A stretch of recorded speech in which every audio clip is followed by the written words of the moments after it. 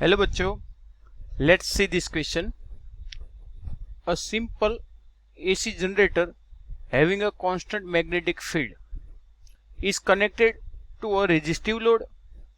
Explain with the reasons what will be the effect of doubling its speed of rotation on the frequency of rotation. So, our key concept is the AC generator.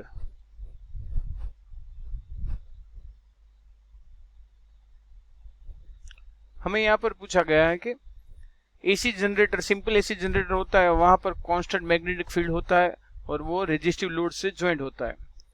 अब हमें explain ये करना है कि what is the effect of doubling of its speed of rotation on the frequency of rotation. तो पहले हमें ये जानना होगा कि स्पीड ऑफ रोटेशन का मतलब होता है omega and frequency of rotation का मतलब होता है एफ. अब एसी जनरेटर के लिए हमारे पास रिलेशन है for AC generator omega equal to 2 pi F. Omega हमारे पास स्पीड ऑफ रोटेशन है और एफ फ्रीक्वेंसी ऑफ रोटेशन है.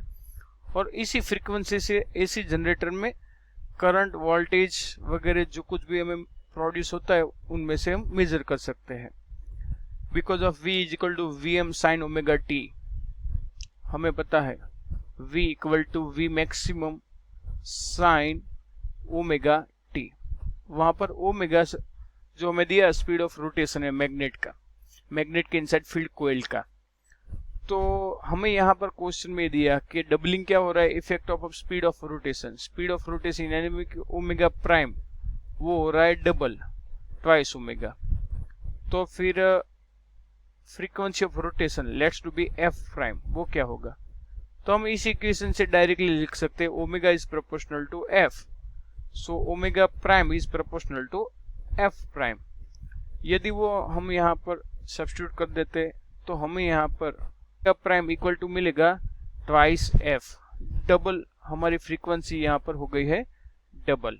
सो omega prime equal to twice F. तो हमें पूछा गया है कि डबलिंग स्पीड ऑफ रोटेशन करने से फ्रीक्वेंसी ऑफ रोटेशन क्या होती है. तो फ्रीक्वेंसी ऑफ रोटेशन हमें यहाँ पर मिली है डबल. और हमें रीजन पता है कि सिंपली इंड्यूस ईएमएफ वोल्टेज जो है VM साइन ओमेगा टी से होता है. तो ओमेगा की जो इफेक्ट होती है वो डायरेक्टली हमें फ्रीक्वेंसी पे मिलती है. I hope you understand this very well. All the best.